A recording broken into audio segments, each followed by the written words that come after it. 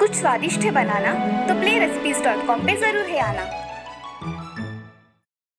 भागलपुर नाम के गांव में रंगा नाम का एक आदमी रहता था।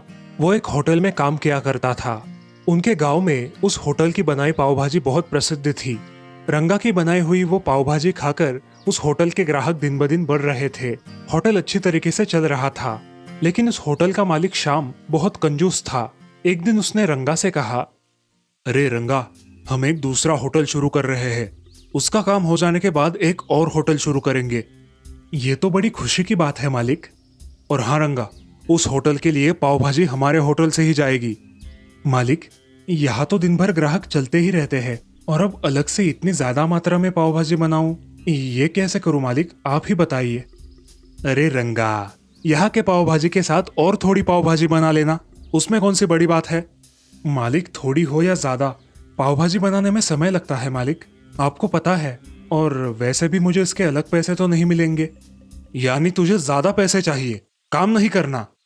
मालिक, मेरे हाथ की स्वादिष्ट पाव भाजी खाकर ही लोग यहाँ आते हैं, और आप मुझे ही बोल रहे हो। अच्छा तो ये बात है, तू खुद को ज्यादा समझदार समझता है। आज से यहाँ आना छोड़ दे, समझा। अरे मालिक, मेरे बोलने का मतलब ऐसा नहीं था, आप खामखा बात मन पे ले रहे हो। अरे तेरे जैसे बहुत देखे हैं, तुझसे ज्यादा काम करने वाला मुझे आसानी से मिल जाएगा। निकल जा यहाँ से, आज से मेरे काम पर वापस मत आ। अरे मालिक, गलती हो गई, मुझे माफ कर दीजिए। अरे जा यहाँ से, ग्राहकों के सामने तमाशा कर रहा है, निकल। बेचारा रंगा मुंह लटकाकर वहां से चला आया। अपने घर में बैठकर सोचने लगा, अजी, क्या हुआ है आपको? आप ऐसे गुमसुम हो और आज काम से भी जल्दी घर लौट आए हो। क्या करूं, मेरी नौकरी चली गई। ऐसे कैसे अचानक निकाल दिया? मालिक एक नया होटल खोल रहे हैं, और उस होटल के लिए भी मुझे ही पाव भाजी बनाने बोल रहे थे। मैं अकेला इतना सारा काम एक दिन में नहीं कर सकता। मैंने जब उनसे ये कहा तो उन्होंने गुस्से में आकर मुझे काम से निकाल दिया। रंगा और सुहासिनी चिंता में डूब गए। अगले दिन रंगा सोच ही रहा था कि क्या किया जाए, तभी उसकी पत्नी उसके पास आई। अजी, मेरे मन में एक विचार आया है, बताऊं? हाँ बताओ। आपके हाथ की पाव भाजी इतनी अच्छी बनती है कि सारे लोग उंगलियां चाटते रह जाते हैं। आपके हाथों का स्वाद और कहीं नहीं है, और बहुत सारे लोगों को आपके हाथ की पाव भाजी भी बहुत पसंद है। तो क्यों ना हम हमारी खुद की पाव भाजी की गाड़ी लगाए? सुहासिनी, तुम्हारा विचार बहुत अच्छा है, मगर लोग हमारे यहाँ आएंगे क्या? अजी आएंगे ना, क्यों नहीं आएंगे। और पैसों का क्या करेंगे? इतने सारे पैसे कहाँ से लाएंगे? हम गांव के सरपंच के पास जाकर उनसे मदद मांगेंगे, वो करेंगे हमारी मदद। हाँ, ये अच्छा सुझाव है, चलो आज ही चलते हैं। सुहासिनी और रंगा सरपंच जी के घर गए। अरे आओ ना रंगा, आज पत्नी के साथ आए हो, कुछ काम है क्या? जी सरपंच जी, आपसे कुछ काम था। दरअसल सरपंच जी, मेरा काम छूट गया, इसीलिए मैं अपना खुद का धंधा शुरू करना चाहता हूँ, लेकिन मेरे पास पैसे नहीं है। मुझे पैसों की कुछ जरूरत है, क्या आप मेरी मदद कर सकते हैं? मुझे ज्यादा पैसे नहीं चाहिए।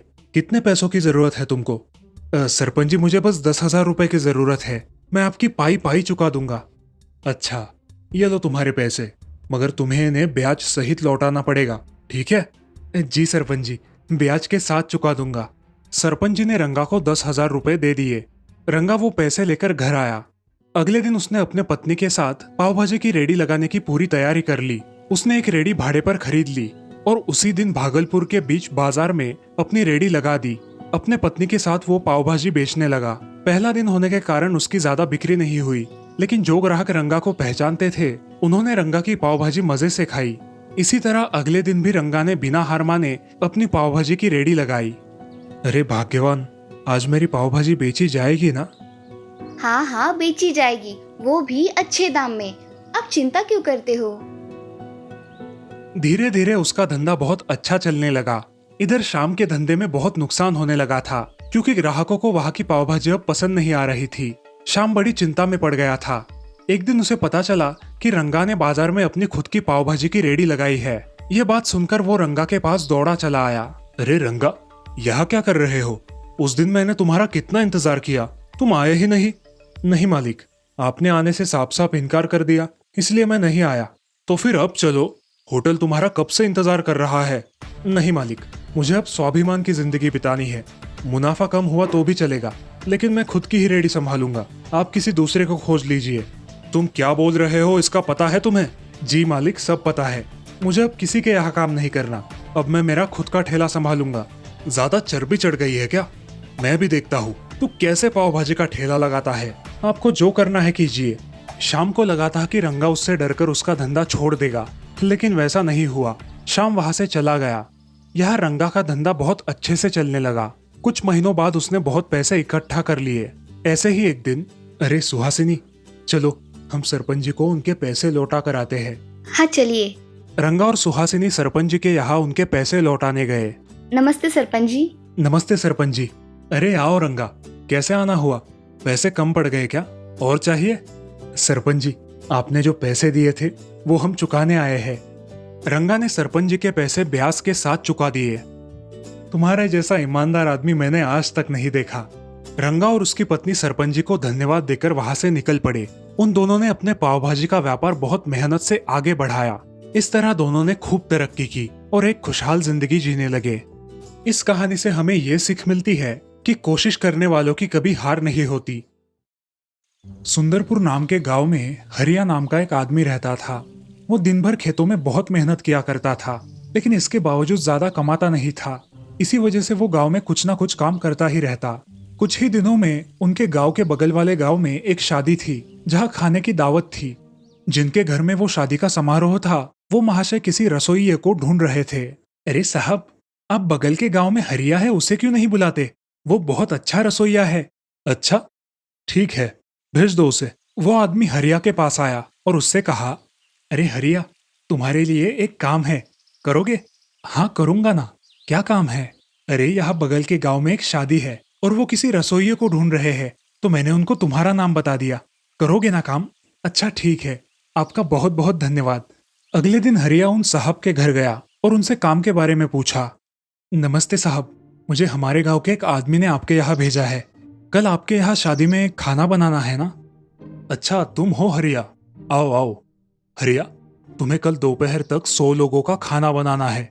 हमारे घर में शादी है, बना पाओगे ना? हाँ साहब, मैं बना लूंगा। मुझे सिर्फ बता दीजिए कि खाने में क्या क्या बनाना है। बहुत लोगों को पनीर और अंडे बहुत पसंद आते हैं। तुम इनसे कुछ नए पकवान बना पाओगे? जी साहब, मैं बना लूंगा। कितने पकवान बनाने हैं? हर चीज के लगभग 5-5 पकवान बना लेना, ठीक है? जी साहब, मैं कल सुबह आ जाऊंगा। आप खाना बनाने के लिए जो सामग्री लगेगी वो सब मंगवा लीजिए। चलेगा, कल वक्त पे आ जाना, ठीक है? जी, जल्द ही आ जाऊंगा। हरिया अपने गांव वापस लौट आया। अगली सुबह जल्द ही उठकर वो उस गांव में चला गया। उसे वक्त पे आया हुआ देख वो साहब खुश हो गए। हरिया ने अपना काम करना शुरू किया। हरिया की मेहनत देखकर साहब बहुत खुश थे। दोपहर होते होते हरिया ने सारा खाना लगभग बना लिया। तभी साहब वहां आए। क्यों भाई हरिया, क्या बनाया है खाने में? पनीर, अंडे, क्या क्या है? जी मैंने अंडा करी, अंडा फ्राई, अंडा ऑमलेट और अंडा बिरयानी बनाई है। और पनीर में पनीर कोफ्ता, पनीर करी, पालक पनीर, शाही पनीर, ये सब बनाया है। अब सोच रहा हूँ कि कुछ स्टार्टर में भी बना दूं। जैसे कि पनीर चिल्ली या पनीर एग रोल, ऐसा कुछ। और बाकी के भी कुछ पकवान हैं। और कुछ बनाना है तो बता दीजिए। और हाँ साहब, ये सब एक बार चख भी लीजिए, नमक वगैरह कुछ कम ना हो जाए। अरे तुम्हारे सारे पकवानों की सुगंधी इतनी अच्छी है, खाने का बहुत मन कर रहा है। रुको, अभी चखता हूँ। साहब ने पकवान चख कर देखे, उन्हें वो बेहद पसंद आए। अरे वाह हरिया, बहुत ही लाजवाब पकवान बनाए हैं तुमने। जी धन्यवाद साहब। हरिया उसके बचे कुचे पकवान मन लगाकर बनाता है। खाने का स्वाद सारे मेहमानों को बहुत पसंद आता है। सारे पेट भर के खाना खाते हैं। दूसरे दिन साहब हरिया को उनके घर पे बुलाते हैं। अरे हरिया, आओ आओ, तुमने इतना अच्छा खाना बनाया था कि सारे लोगों को बहुत पसंद आया। सबने पेट भर के खाया। ये लो तुम्हारे पैसे, और बोलो क्या इनाम चाहिए तुम्हें? जी साहब, मुझे कुछ नहीं चाहिए। आपको खाना पसंद आ गया, यही मेरे लिए बहुत है। अरे हरिया, तुम बहुत अच्छे हो। तुम्हारे हाथों में जादू है और मैं चाहता हूँ कि तुम इसका अच्छा इस्तेमाल करो। ये लो, ये कुछ पैसे है। अपनी खुद की एक दुकान डाल लेना और इसी तरह अच्छे अच्छे पदार्थ लोगों को खिलाना। ये क्या कह रहे हैं आप साहब? अरे मैं ठीक कर रहा हूँ। ये लो, इन पैसों से तुम खुद का कारोबार शुरू करो। आपका बहुत बहुत उपकार मालिक। साहब वहां से चले जाते हैं और हरिया वो पैसे लेकर घर लौटता है। घर आने के बाद वो साहब ने कही बातों पर विचार करने लगता है।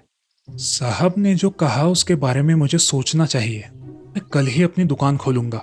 देखता तो हूँ लोगों को मेरा खाना कितना पसंद आता है।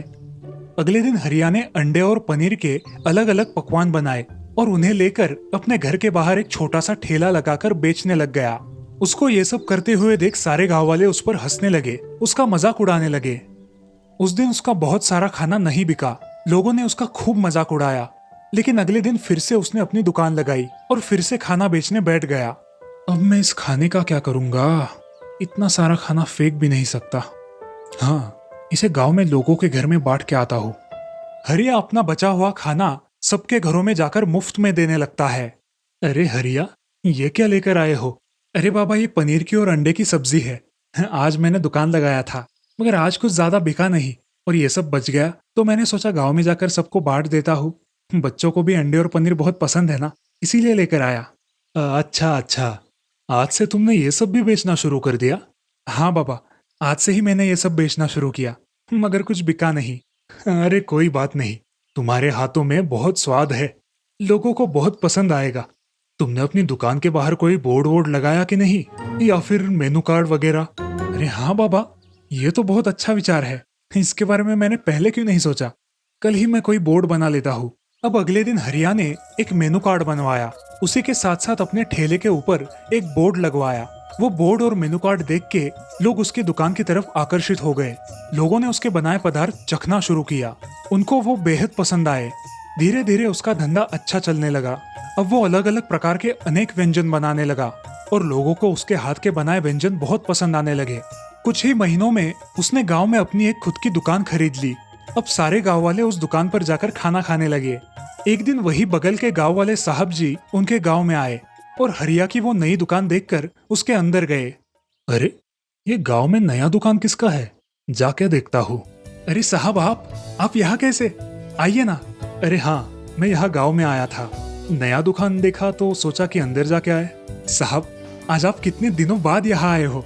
आज तो आपको मेरे हाथों का खाना खाकर ही जाना पड़ेगा। हरिया साहब को खाना परोसता है। हरिया, आज भी तुम्हारे हाथों में वही स्वाद है। मैंने जो बताया था वो तुमने सच करके दिखाया। मैं तुम पर बहुत खुश हूँ। इस तरह होशियार हरिया ने अपने गुणों के जोर पर खूब मेहनत करके सफलता हासिल की। विजयपुर नाम के गांव में विहान नाम का लड़का अपनी माँ के साथ रहता था। उसकी माँ दिखने में बहुत कुरूप थी। पहले तो वो सुंदर थी, मगर उसकी एक आंख खराब हो गई थी, जिसकी वजह से वो अपनी माँ को हमेशा भला बुरा कहता था। विहान को पिताजी ना होने के कारण उसकी माँ उसका दिल नहीं दुखाया करती थी। विहान अपनी माँ का परिचय अपने मित्रों से कभी नहीं करवाता था, लेकिन इस बात से उसकी माँ दुखी नहीं होती थी। विहान की माँ खेतों में बहुत मेहनत कर कर अपना गुजारा और विहान की पढ़ाई पूरी कर रही थी। अब विहान बड़ा हो गया था, उसकी पढ़ाई भी पूरी हो गई थी और वो अपने गांव से शहर नौकरी ढूंढने जा रहा था। विहान, वहाँ पहुँचकर बेटा फोन कर देना और खाना पीना ठीक से कर लेना। हाँ, मैं मेरा देख लूंगा, आप मेरी इतनी चिंता मत करो। जाओ बेटा, अपना ख्याल रखना। विहान की बस आ जाती है और बस में बैठकर विहान शहर चला जाता है। विहान शहर में आकर एक कंपनी में जॉब इंटरव्यू के लिए जाता है। उसे वो जॉब मिल जाती है। जॉब लगने की वजह से वो बहुत खुश था। विहान अपना काम बहुत मन लगाकर करता था। काम के प्रति उसकी लगन देखकर उसके कंपनी का बॉस भी उस पर बहुत खुश था। एक दिन उस कंपनी में बॉस की बेटी माधुरी आई। वो दिखने में बहुत खूबसूरत थी। सभी लोग उसे देखते ही रहते थे, लेकिन विहान अपने काम में मग्न था। उसने उसकी ओर देखा भी नहीं और अपना काम जारी रखा। मगर माधुरी की नजर विहान से हटी ही नहीं। उसे वो पहली नजर में ही पसंद आ गया। वो अपने पापा के केबिन में गई और उन्हें विहान के बारे में पूछा। उसके पापा ने विहान के बारे में बहुत अच्छी बातें बताई। पापा, आप मेरे कितने पीछे लगे हो कि बेटा शादी कर लो, शादी कर लो। मुझे लगता है कि अब मुझे सही लड़का मिल गया है। कौन है वो खुशनसीब जिसे मेरी लड़की ने चूज किया है? आपके ऑफिस का विहान, जो मुझे पहली नजर में ही पसंद आ गया। अरे वाह, इतना सुशील लड़का और कहाँ मिलेगा। विहान बहुत ही अच्छा लड़का है। बॉस विहान को अंदर बुलाते हैं। क्या हुआ सर, आपने बुलाया? विहान, मैं चाहता हूँ कि मेरी बेटी की शादी तुमसे हो। क्या तुम्हें मंजूर है? सर, मैं आपको सोच के बताऊंगा। ठीक है विहान। विहान घर जाकर सोच में पड़ जाता है। मेरे पास तो खुद का घर भी नहीं है और मैं बॉस की लड़की से कैसे शादी करूं? मैं कहा और वो कहा। सोचते सोचते विहान सो जाता है। सुबह उठकर वो ऑफिस के लिए तैयार हो रहा था, तभी डोरबेल बजी। विहान दरवाजा खोलता है तो सामने बॉस खड़ा होता है। सर आप आइए ना, कैसे आना हुआ आपका सर? अरे विहान, शादी के बारे में बात करने आया हूँ। मुझे तुम पसंद आ गए हो, बाकी का सब मुझ पर छोड़ दो, मैं देख लूंगा। तुम्हारे घर में कौन कौन है विहान? मैं अकेला ही रहता हूँ सर यहाँ, और मेरी माँ गांव में रहती है। ओके, तो मैं ये रिश्ता तय समझूं? विहान अपनी हाँ बता देता है। विहान, तुम्हारी माँ को गांव से शादी के लिए बुला लो, आखिर तुम्हारी शादी है। विहान सोचता है कि अगर वो अपनी माँ को बुलाएगा तो सारे उसका मजाक उड़ाएंगे। नहीं सर, मेरी माँ बीमार होने के कारण शादी में नहीं आ पाएगी। उसने बोला है कि वो ठीक हो जाने के बाद खुद आ जाएगी। ठीक है, जैसा तुम ठीक समझो। विहान और माधुरी की शादी बहुत धूमधाम से होती है। वो दोनों अपने नए घर में रहने के लिए जाते हैं। ऐसे ही बहुत दिन बीत जाते हैं।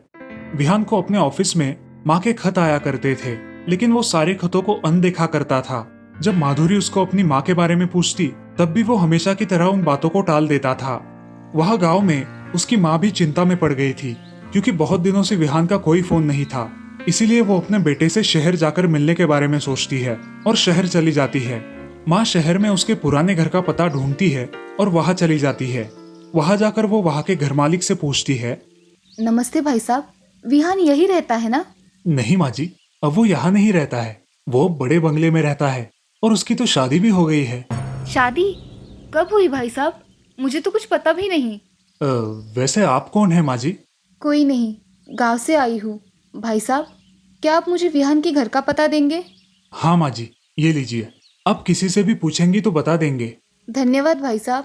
ये कहकर विहान की माँ अपने बेटे के घर जाने के लिए निकलती है। पता पूछते पूछते वो विहान के घर पहुंच जाती है। वो उसके बंगले के बाहर आकर रुकती है। उसे एक सिक्योरिटी गार्ड रोक लेता है। माँ जी, आप कहाँ से आई हो? किसको मिलना है आपको? मुझे विहान से मिलना है। विहान? कौन, साहब क्या? लो आ गए साहब। तभी विहान एक आलीशान कार में बैठकर वहां आता है और अपनी माँ को देखकर भी अनदेखा कर देता है और सिक्योरिटी गार्ड से कहता है, सड़क चलते भिखारी को घर में आने मत देना, कोई भी मुंह उठाकर आता है। ये सारी बातें विहान की माँ सुन लेती है और वही बैठकर रोने लगती है। वो उस सिक्योरिटी गार्ड से एक कागज और पेन मंगवाती है और उस पर अपनी पूरी कहानी लिख देती है। वो कागज वो सिक्योरिटी गार्ड को देती है और अंदर पहुंचाने के लिए कहती है। माँ वहां से निकल जाती है। सिक्योरिटी वाला वो कागज विहान को देता है। साहब, उस बूढ़ी माँ ने दिया है ये। लाओ मुझे दो। विहान खत पढ़ने लगता है। बेटा, आज तो तुम इतने बड़े बन गए कि अपनी माँ को ही पहचान ना सके। आज तक मैंने तुमसे एक राज छुपाया है, मगर आज तुम्हें बताना बहुत जरूरी है। बेटा, जब तुम छोटे थे तब खेलते खेलते तुम एक नुकीले पत्थर पर गिर गए थे और उसमें तुम्हारी एक आँख खराब हो गई थी। डॉक्टर से पूछा तो कोई इलाज नहीं था। तब मैंने मेरी एक आँख तुम्हें दे दी और तुम ठीक हो गए। मगर आज तो तुम मेरी बदसूरती को देखकर मुझे माँ कहने से भी इनकार कर रहे हो। ये देखकर मुझे बहुत दुख हुआ और ये खत मुझे लिखना पड़ा। मैं आज से तुम्हारी माँ नहीं हूँ विहान। वो खत पढ़कर विहान चुपचाप अपने कमरे में जाकर रोने लगता है। तभी माधुरी उसके पास आती है।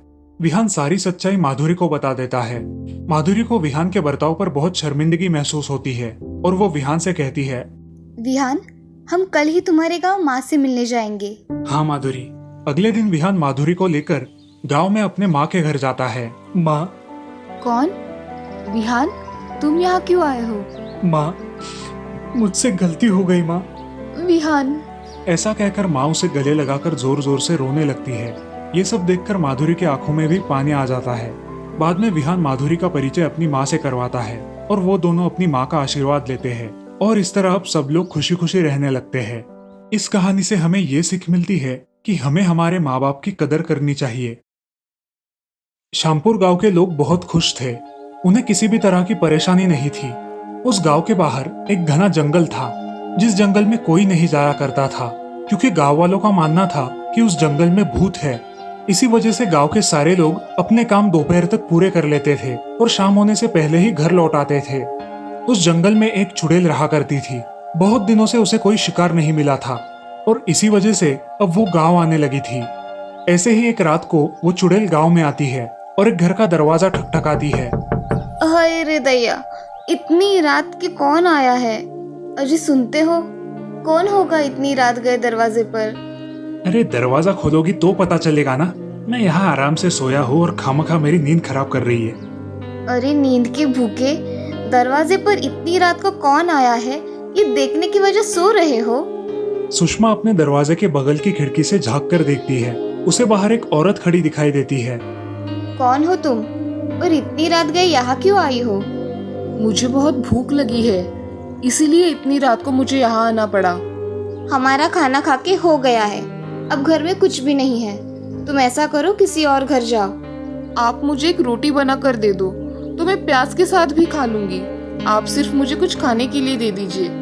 सुषमा मन ही मन सोचती है कि वो औरत सच में भूखी है और इसी वजह से सब्जी की वजह प्याज मांग रही है। सुषमा उसे कहती है, तुम यही रुको, मैं अभी रोटी बना कर लाती हूँ। अब सुषमा घर में जाकर रोटी बनाकर लाती है और उस पर एक प्याज रखकर घर का दरवाजा खोलती है।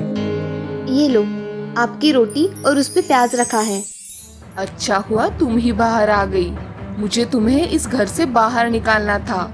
अरे छोड़ रे कलमुही डायन, मैंने तुम्हारा क्या बिगाड़ा है? छोड़ मुझे। मैं कितने दिनों से भूखी हूँ, अच्छा हुआ तुम मिल गई मुझे। अरे छोड़ नासपिटी। चुड़ैल उसकी आंखों में देखकर उसकी आत्मा को अपने वश में कर लेती है। अब सुषमा भी एक चुड़ैल बन जाती है। वो बेहोश होकर जमीन पर गिर जाती है। अगले दिन सुषमा एक खंजर लेकर अपने पति को मारने की कोशिश करती है। अरे क्या कर रही हो मेरी जाना, वो खंजर बाजू में रख दो। मैं तेरी कोई जाना वाना नहीं हूँ, मैं मेरी मालिक का हुक्म ही मानती हूँ। सुषमा उसे छोड़ देती है और शाम घर से भाग जाता है। उसी रात चुड़ैल फिर से गांव में आती है और इस बार गांव के राघव के घर का दरवाजा खटखटाती है। अरे कौन है? इतनी रात हो गई है, कौन आया है? अरे सुनते हो, दरवाजे पे कोई है। इतनी रात को कौन हो सकता है? राघव खिड़की से देखता है तो उसे दरवाजे के बाहर एक औरत खड़ी दिखाई देती है। आप कौन हो और यहाँ इतनी रात को क्यों आई हो? मुझे बहुत जोर से भूख लगी है, इसलिए खाना मांगने आई हूँ। मुझे एक रोटी दे दो। अरे जानकी, रोटी है क्या घर में? इन्हें भूख लगी है, जरा दो तो। अरे बहन जी, मेरे घर में रोटी है मगर सब्जी कुछ भी नहीं है। आप सिर्फ रोटी और प्याज दे दो, मैं इससे काम चला लूंगी। अब जानकी एक रोटी पर प्याज काट कर लाती है और चुड़ैल को देने के लिए दरवाजा खोलती है। चुड़ैल को देखकर जानकी चिल्लाती है मगर चुड़ैल उसे भी अपने वश में कर लेती है। अब जानकी चुपचाप जाकर अपने घर में सो जाती है। अगले दिन शाम सरपंच जी के यहाँ जाता है। सरपंच जी प्रणाम, मेरी पत्नी चुड़ैल बन गई है और वो मुझे मारना चाहती है। मैं जैसे तैसे वहां से भाग आया हूँ। वो बोलती है कि उसे उसके मालकिन ने बताया है कि लोगों को मार डाल। अब मैं क्या करूं सरपंच जी? शाम, इस विषय में सोचकर निर्णय लेना होगा, वरना लेने के देने पड़ जाएंगे। थोड़ा संयम रखो, बाद में देखते हैं, ठीक है? जी सरपंच जी। शाम वहां से चला जाता है। उसी दिन राघव के घर में उसकी पत्नी उसे भी मारने की कोशिश करने लगती है। अरे क्या कर रही हो भाग्यवान? ऐसा कोई करता है क्या अपने पति के साथ? अरे कौन सा पति? किसका पति? तू मेरा कोई नहीं है। मैं सिर्फ मेरे मालकिन के आदेश का पालन करूंगी। अब मैं तुझे मार डालूंगी। राघव उसका ये डरावना रूप देखकर बहुत डर जाता है और अपने घर से भागकर सीधे सरपंच जी के यहाँ जाता है। सरपंच जी, मुझे बचाइए, मेरी बीवी मुझे मार डालेगी। अरे ये क्या बोल रहा है राघव, पागल हो गया क्या? जरा बैठकर बात करते हैं। सरपंच जी, हमारे घर पर कल रात को एक औरत रोटी मांगने आई थी। मेरी पत्नी ने उसे रोटी दी और सुबह होने के बाद मेरी पत्नी का रवैया अलग ही हो गया। अब वो मुझे मारना चाहती है और कहती है कि उसे उसके मालकिन ने बताया है। मुझे कुछ समझ नहीं आ रहा। अच्छा तो ये बात है। यही बात शाम के भी साथ हुई है, यानी उन दोनों को चुड़ैल ने अपने वश में कर लिया है। अब मैं बताता हूँ, वैसे ही सारे लोग करना और ये बात सारे गांव में फैला दो, मगर उन दोनों को नहीं पता चलनी चाहिए। जी सरपंच जी, समझ गया। हरिया, तुम्हें समझ आ गया मैं क्या बोल रहा हूँ? तुम्हें मैंने बताया वैसे ही करना है। जी सरपंच जी, आप जैसा बोलोगे वैसा ही होगा। अगले दिन हरिया एक दूसरे घर में चला जाता है। रात हो जाती है और वो चुड़ैल भेष बदल कर उसके घर का दरवाजा खटखटाती है। कौन है? इतनी रात को कौन आया है? जी मुझे बहुत भूख लगी है, क्या आप मुझे खाना दोगी? जी हाँ, मगर मेरे घर में सिर्फ रोटी है, सब्जी कुछ नहीं है। आप मुझे रोटी और प्याज दे दो, मुझे चलेगा। अब हरिया एक रोटी पर प्याज डालकर लाता है और दरवाजा खोलता है। बाहर उसे एक औरत खड़ी दिखाई देती है जो कि अब एक चुड़ैल में परिवर्तित हो जाती है। चुड़ैल हरिया को वश में करने के लिए उसकी आंखों में देखती है, मगर हरिया पर उसका कोई परिणाम नहीं होता। ऐसा कैसे हो सकता है? मेरा जादू क्यों नहीं चल रहा? क्या हुआ है? हरिया अपना पल्लू उठाकर चुड़ैल से कहता है, अरे ओ चुड़ैल रानी, तुम्हारा असर यहाँ पर नहीं चलेगा। मैं तो मर्द हूँ, औरत नहीं। अब क्या करेगी तू? और उसी वक्त सारे गांव वाले मशाले लेकर वहां आते हैं और चुड़ैल पर हमला बोल देते हैं। चुड़ैल पर हमला होते ही जानकी और सुषमा उसे बचाने के लिए आती है। अरे ओ कलमुहो, मेरी मालकिन को मारने से पहले तुम्हें मुझे मारना होगा। और हाँ, मेरी मालकिन पर हाथ भी उठाया तो याद रखना, सोच लेना क्या होगा। अब जानकी और सुषमा भी गांव वालों से भिड़ जाते हैं। सारे लोग मिलकर जानकी और सुषमा को पकड़कर एक पेड़ से बांध कर रखते हैं। उसी मौके का फायदा उठाकर चुड़ैल वहां से भाग जाती है। अब गांव वाले बहुत परेशान हो जाते हैं और आगे क्या करना है इसके बारे में सोचने लगते हैं। इस जानकी और सुषमा को हम जला डालेंगे। अरे उन पर चुड़ैल का साया है, वो साया निकल गया ना कि वो फिर से पहले जैसी हो जाएगी। राघव भाई साहब सही कह रहे हैं, वो हमारी बीवियां हैं। उन पर से चुड़ैल का साया निकल जाने के बाद वो आम इंसान बन जाएगी। सुषमा और जानकी दोनों को भी अपने ही घरों में कैद कर दिया जाता है ताकि वो किसी को हानि ना पहुंचा सके। सारे गांव वाले सोच में पड़ जाते हैं और अलग अलग योजनाएं बनाने लगते हैं। मेरे ख्याल से चुड़ैल अब सतर्क हो गई है। उसे हम क्या करने वाले हैं इसके बारे में पता चल गया है। हमारे गांव के बाहर एक सिद्ध बाबा रहते हैं, हम उनके पास चले जाएंगे, वही समस्या का समाधान बताएंगे। अब सरपंच जी और सारे गांव वाले बाबा के पास चले जाते हैं। क्या हुआ है सरपंच जी, आपका ऐसे अचानक आना हुआ? बाबा विपदा ही ऐसी है कि कुछ समझ नहीं आ रहा, जरा विस्तार से बताओ बेटा। सरपंच जी सारी कहानी बाबा को बताते हैं और उनसे इस पर कुछ उपाय पूछते हैं। बाबा बोलते हैं, वत्स, तुम जब वो चुड़ैल सामने आ जाए तब अपने सामने ये गुड़िया पकड़ लेना। वो चुड़ैल इस गुड़िया में समा जाएगी और बाद में जल्द ही उसे आग में फेंक देना, जिससे उस चुड़ैल का सर्वनाश होगा। जी बाबा, हम समझ गए, मगर ये काम सिर्फ एक औरत को ही करना पड़ेगा। ठीक है बाबा, आपका बहुत बहुत धन्यवाद। अब सारे गांव वाले गांव में लौट आते हैं और उस चुड़ैल को मारने के बारे में सोचने लगते हैं। तभी उस गांव की एक औरत सगुना सामने आती है और वो काम करने की इच्छा दर्शाती है। इसमें खतरा है बेटी। अरे सरपंच जी, अपने गांव के लिए मैं इतना नहीं कर सकती। मैं ही ये काम करूंगी और उसे मार डालूंगी। ठीक है सगुना, तुम्हें ये काम दिया जाता है। अब सगुना रात होने का इंतजार करती है। रात होते ही वो चुड़ैल आती है और सगुना के घर का दरवाजा खटखटाती है। सगुना खिड़की से ही उससे बात करती है। मैं भूखी हूँ, मुझे कुछ खाना दे दो। एक रोटी ही दे दो, मगर जल्दी दे दो, बहुत भूख लगी है। जी अभी लाती हूँ। अब सगुना खाना लेकर बाहर आती है और चुड़ैल तुरंत ही उसे अपने वश में करने का प्रयास करती है। तभी सगुना अपनी कमर से वो गुड़िया निकालकर चुड़ैल के सामने पकड़ती है। जैसे ही चुड़ैल की दृष्टि उस गुड़िया पर पड़ती है, वो चुड़ैल उस गुड़िया में समा जाती है। सगुना उस गुड़िया को पकड़कर दौड़ी चली आती है जहाँ सारे गांव वाले खड़े हैं। गांव वालों ने वहां आग जलाकर रखी हुई थी। सगुना तुरंत उस गुड़िया को उस आग में डाल देती है। गुड़िया आग में डालते ही वो जलकर राख हो जाती है और उसके साथ साथ वो चुड़ैल मर जाती है। सुषमा और जानकी भी उस चुड़ैल के चंगुल से मुक्त हो जाती है। वो चुड़ैल हमेशा हमेशा के लिए चली जाती है और अब गांव वाले फिर से एक बार खुशी खुशी रहने लगते हैं।